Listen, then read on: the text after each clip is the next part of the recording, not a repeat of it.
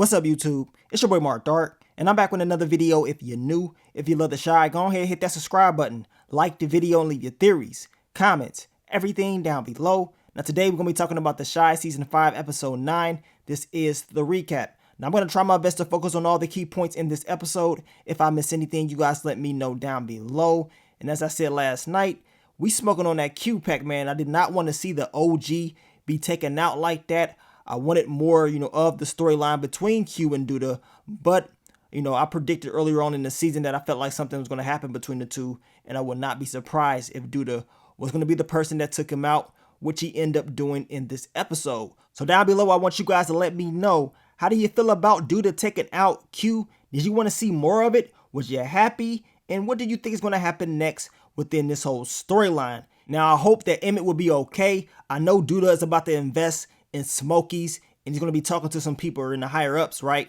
So how do you guys see that all playing out? I just don't want DTa pulling the same stuff he pulled on Brandon back in the earlier seasons of the Shy. But man, it just seems like this whole thing's about to blow up in episode 10, and I cannot wait to see it. Also in this episode, we saw Tiffany and Rob, we saw Keisha and Emmett, and Tiffany ended up telling the truth. Now, you guys let me know, what do y'all think about that whole storyline? As I told y'all last night, I think Rob was entirely too nice to Tiffany. I don't care if she did tell you the truth or not. That girl gonna play you. So you might as well just let her go. She would be out in them streets if it was up to me. But we know how Rob is. He really likes her. At least that's what he's saying. I swear, it really seems like this dude has another chick somewhere. I mean, based off the way he's been acting. But then again, with him telling her the story about why he's not, yelling and very angry. I mean, with him telling that story, it almost is like them telling us like, well, Rob is a true dude. Like, he's not playing her. He really does like Tiffany. So, man, if that's the case, Rob, so be it. But let's begin the recap. What did we see in episode 9 titled, I'm Looking for a New Thing? Now, the episode starts out with Emmett and Keisha. They're going on a run. And Emmett decides to tell her the truth. And I'm happy that he did this, that he did not wait real long. I mean, I guess he waited a few days, but still. Emmett listened to his pops. He listened to Dom, and he told Keisha the truth. And he told her, like, look, he didn't do anything. Tiff tried to throw that thing up at him, and he backed off. He said, hell nah. He's in a relationship. He ain't doing it. Of course, Keisha was upset. She was pissed off. She was more upset at Tiffany. I don't know why in the hell she was believing that she can trust Tiffany. Like, really?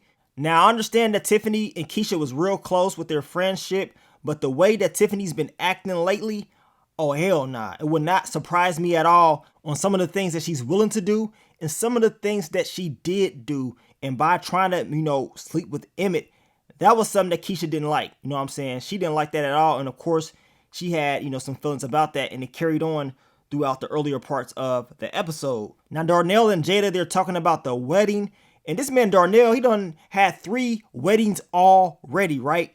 And I understand where Jada's coming from. She's like, look, I want something small, simple. A lot of people don't need to be at this wedding. We need to have the people that's close to us. That's it. But Darnell, he want to have his family there, everybody there. He want to do it big. But we know he ends up agreeing with Jada, and they're going to end up having a smaller type of a setting, which makes more sense. I mean, y'all not young no more. And seeing that this dude done had multiple weddings, it's no way. If I was his family member, if I was his cousin, ain't no way I'm popping up at this wedding. Like, dude, I already been to 3 other ones. There's no way in the hell I'm popping up at this one, because I don't believe you're going to stay committed. But that's just me if I was Darnell's cousin. But they're going to end up getting married in the backyard, and Darnell has to find that backyard for them to get married in. Now, we get to Tracy and DTa, and Tracy notices that money is getting moved out of Rock's accounts, and she wants to know who in the hell is doing it. She thought it was DTa, but DTa's like, no, it's not me. It's not Rose. And Tracy's like, well, it got to be Q. Like, maybe he's running out of money. So now DTa has to go investigate and make sure that it is Q, and Tracy is telling him, well, you have no choice. Of course, DTa was like, excuse me, like, what you talking about? And Tracy's like, well, you brought him here, and now he's stealing from me, so you have to figure out what is going on.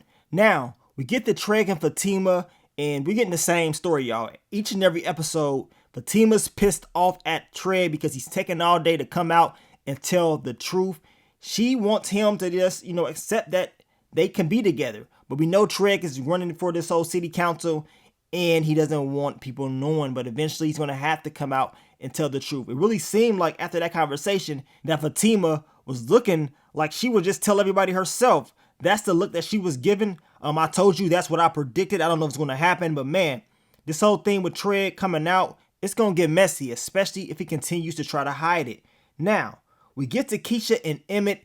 They're having another conversation about Tiffany and, him coming out telling the truth. She wants to know why he took so long. We talked about this scene already last week. They released this scene and they pretty much just squashed it. Emmett was telling her he didn't know the right time to tell her, but at least he did tell her. I mean, he didn't wait a week or whatever. He waited a few days and he finally told her. And she just wants him to feel comfortable with telling her things when things actually happen. And, he told her he feels like he's in a healthy relationship, and now she feels like she's in a real relationship. So I'm glad that they was able to adjust and not allow Tiffany's actions to mess up their whole chemistry with each other. Now, Nita goes into Kevin's room. She notices, all this expensive stuff. She see the PS5, the controller. She see all these shoes, expensive clothing. I mean, one of the fits cost like $500. So she's like, man, what the hell is going on up in here? Like, how is he affording all of this expensive stuff, right? So she goes, she checks his drawer, and she sees, the rolled up cash or whatever. And she's like, okay, I know what time it is. I know he's selling drugs, right? That's what she's assuming. She just knows the truth. I mean, you couldn't tell her this man wasn't selling drugs. She honestly believed it, and she wasn't even trying to hear Dre, because Dre was like, look, how about we just wait and just ask him before we just start assuming stuff and getting real angry. We don't know how he's getting the money, so let's just wait. But Nita's like, look, I know how he's getting the money, and it's only one way he's getting it. She just assumed he was selling drugs, which we know is not the case. Kevin ain't out here selling no drugs at all. They will address him later on in the episode. Now, we get to Papa and Jake. They finally have the conversation. We've been waiting to see this, right? We've been waiting to see your boy Papa go off and express himself. And during this whole little argument that they're having, Jake is like, why in the hell are you hanging around Bakari, knowing what he did? And I agree with that. I agree with Jake on that. Papa hanging around a dude that pretty much set off some events that end up getting my baby killed. Of course, I will be pissed off, and I will not want Papa hanging around that dude, at least until I talk to him and we handle it and we squash whatever issues that we have. But Papa's like, look, when he was down and out, when he was going through his stuff, only one person was there, and that person was Bakari. It wasn't Kevin or Jake. You know what I'm saying? He's tired of being their sidekick, and they pretty much just go back and forth or whatever. Now, the conversation ends because Papa got up out of there. After he told him about Bakari being the only person for him or being there for him, he leaves, and Jake, of course, was like, man, he probably couldn't believe that Papa, expresses feelings like that. And we know Jake later on in the episode, he does try to fix the issues that him and Papa have. Now we get to Nuck If You Buck and DTa. DTa wants to know where in the hell is Q. Of course, Nuck is not trying to tell him anything, but Nuck does mention he's at a casino, and we know he's been gambling. He's been gambling all the money away. And Nuck, he's like, look, you need to go ahead and handle this. You need to kill this old dude, and you need to take over. We need somebody like you, that's more cool, calm, and collected.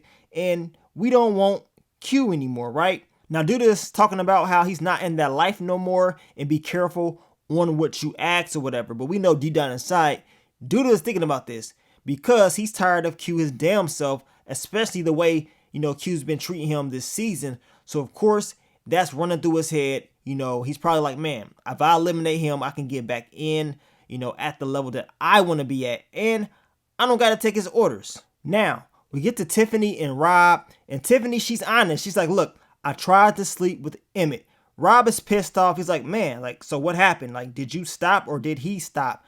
Of course, Tiffany, she explains what happened. Rob is pissed off, but it seems like he's more happy that Tiffany actually told him the truth and she did not, keep this from him.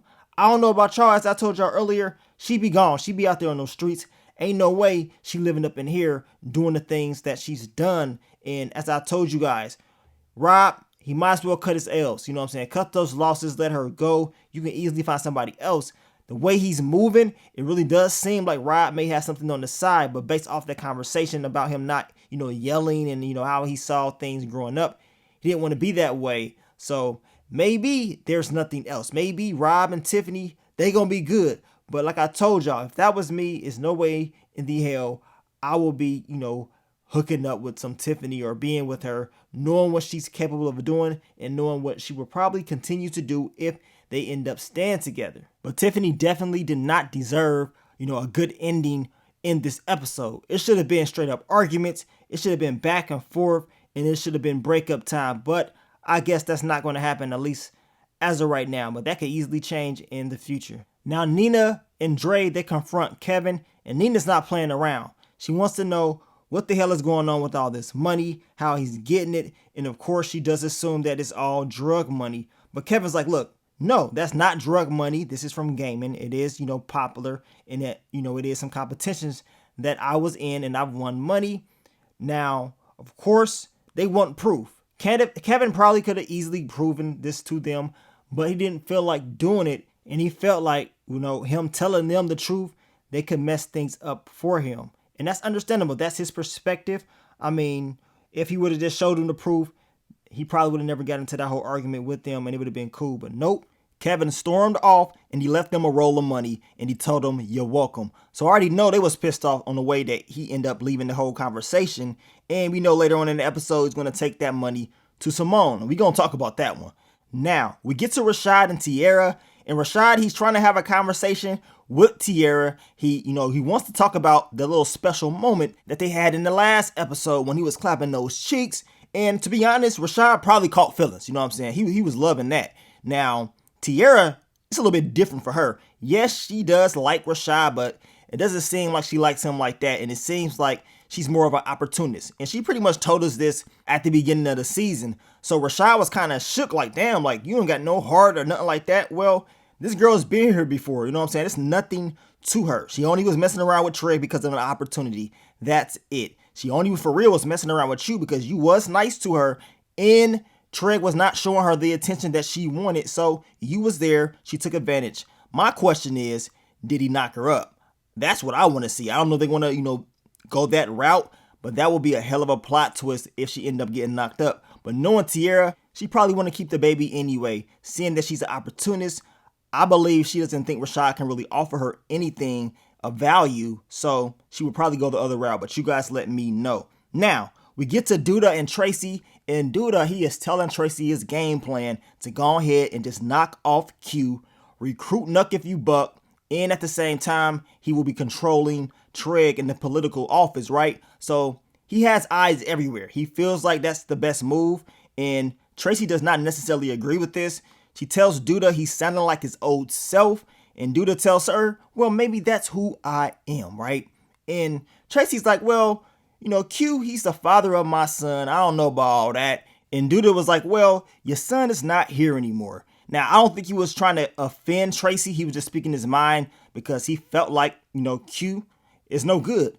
And Tracy, she's like, look, you can just go. Get the hell up out of here. She was pissed off at DTa. I wonder how she's going to respond in next week's episode when she finds out about what happened to Q. And that's if DTa is willing to tell her the truth. But as I told you guys, it was a mistake for him to even say anything to her about what he wanted to do to Q in the first place, especially if he thought about killing him. But we're going to see where this goes. Now, Keisha and Emmett, they go to this art exhibit, and Deja, she is running it.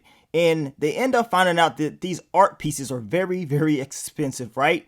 And they make a promise to each other that one day they will be able to afford them. But as of right now, they're going to invest in the kids. I mean, they have 4 kids between the 2 of them, so it makes sense on why they want to do that. But you can tell Emmett, he is taking this serious. You know what I'm saying? Keisha's like, look, promise me we'll be able to afford this one day. And you already know they about to put in that work. They about to put in that work. Emmett ain't going to play around when it comes to getting this money. And I hope this does not lead to what I'm thinking it's going to lead to. You guys let me know. We know DTa had a conversation with the lady about investing in Smokies, right? And I instantly started to think about Emmett, and I instantly started to think about what happened in the past with DTa and, your boy Brandon, right? With the whole food truck and the stuff that was going on with that. I hope that's not the same thing DTa thinks is going to happen with Emmett, because we already know if DTa works with Emmett, we already know what he's going to be on. We know what he's going to be on, right? And on top of that, it doesn't seem like DTa is trying to open up another Smokies in New York because the lady mentioned it.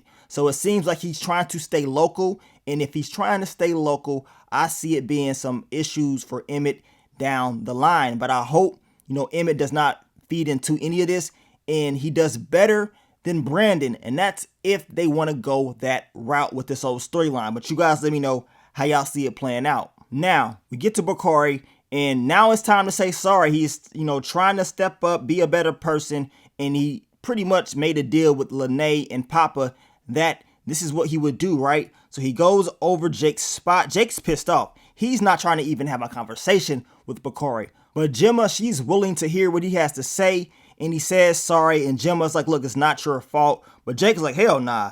Like, it is his fault. Like, he caused all that stuff to happen. So we know Jake was upset regardless of Bakari coming over there to even say sorry in the first place. But Gemma gives him a hug and forgives him, and he pretty much just leaves after that. But we can tell Jake wasn't feeling it at all. You can tell by his facial expression. And when he was sitting over there with Kevin playing the video game, he was pissed off. But Kevin told him, like, look, it's going to be all right. You're going to get over it. And he kind of just let it go. And we're going to see where this whole storyline goes. But at least Bakari came over there and got that off his chest.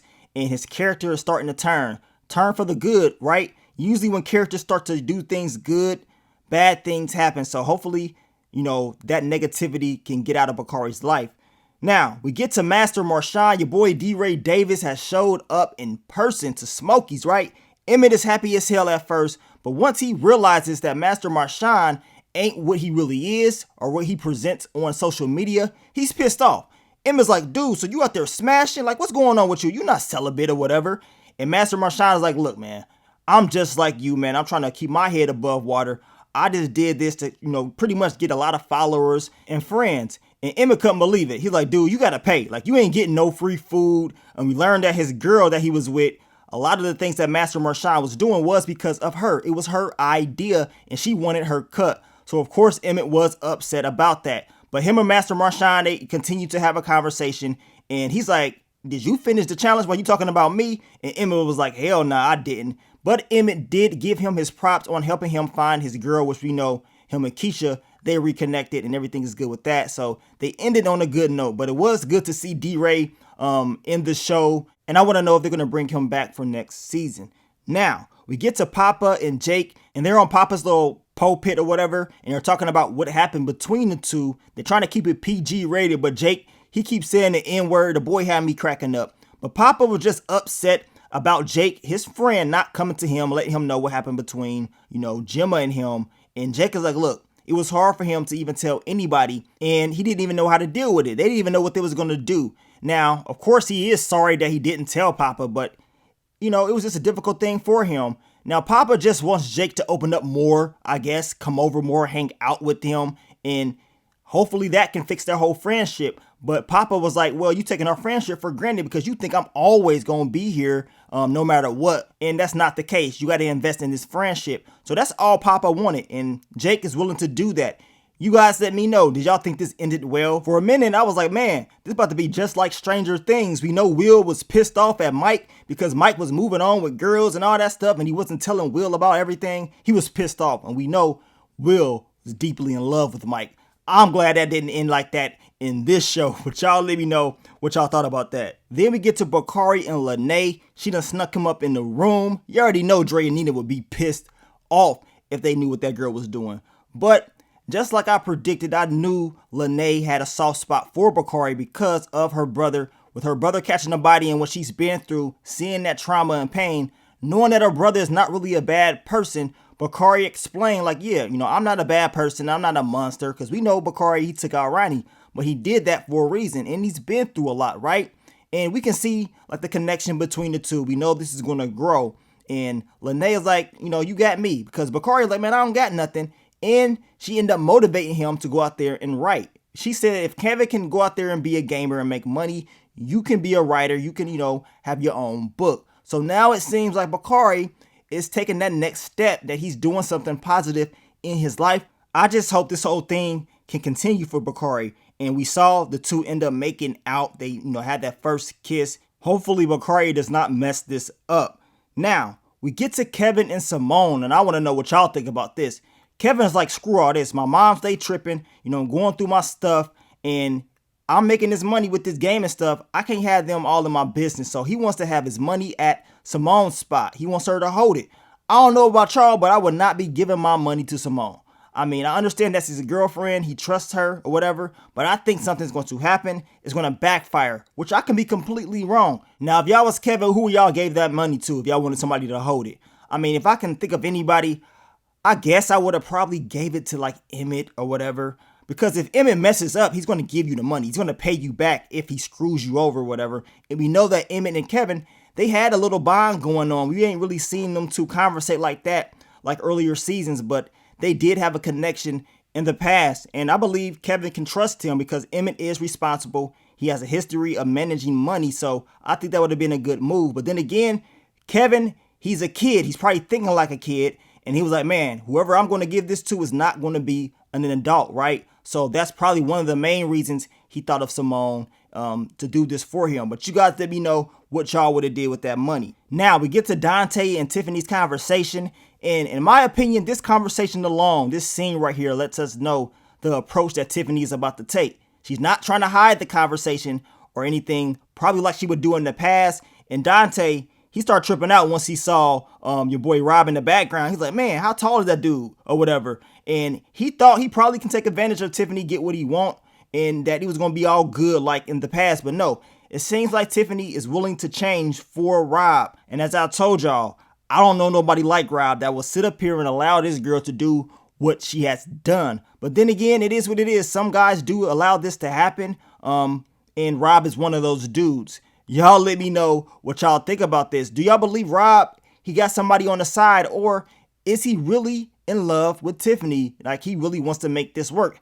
Based on his actions, he does, show that he cares for her. He's done so much for her in the first place, and he's been honest. But then again, we just never know. We shall see, though, in this next upcoming season, or hell, even in the next episode. Now, since they will be having a smaller wedding, Darnell has decided to take the extra money that he had, and he's going to donate it to the Rock Center. And he believes this is a great cause. He heard Jada say that they needed some help, and he decided that this would be the best move. Jada was happy. She said Tracy will be happy when she finds out about this. Hell, with Duda going back to his old ways, that money is probably no good anyway, because that money probably go right in his pocket. You guys let me know what y'all think about that.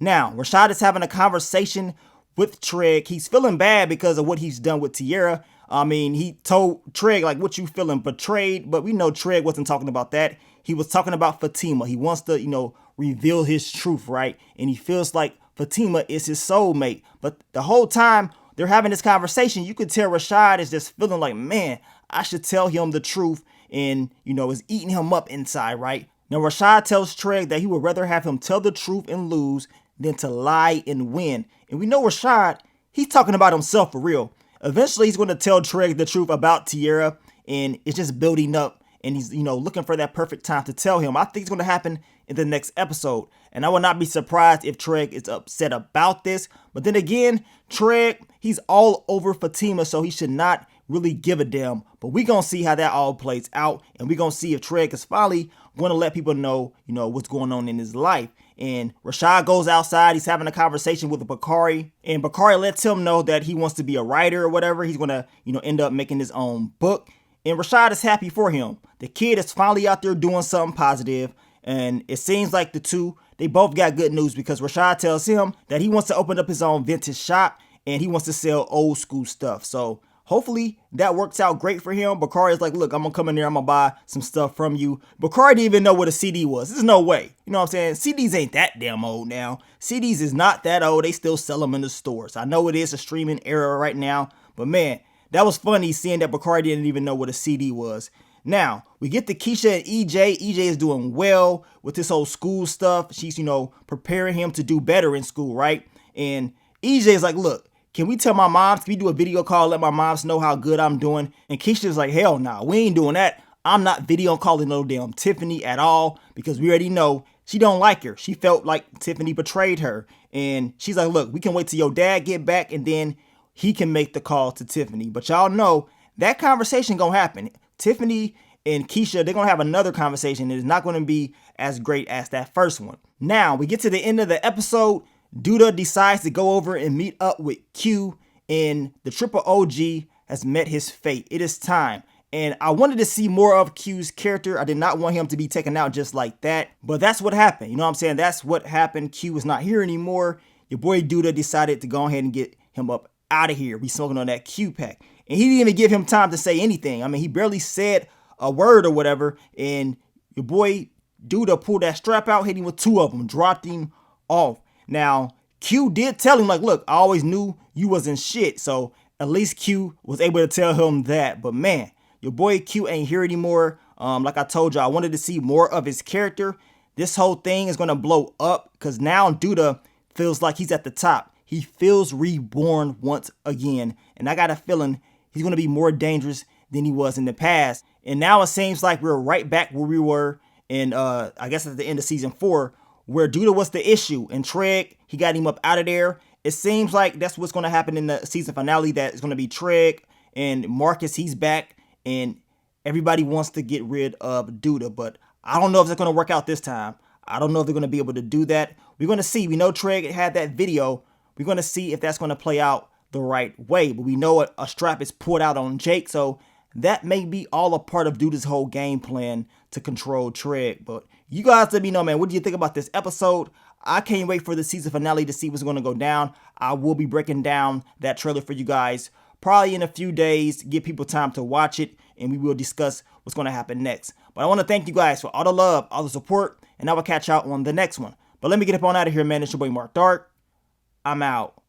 Peace.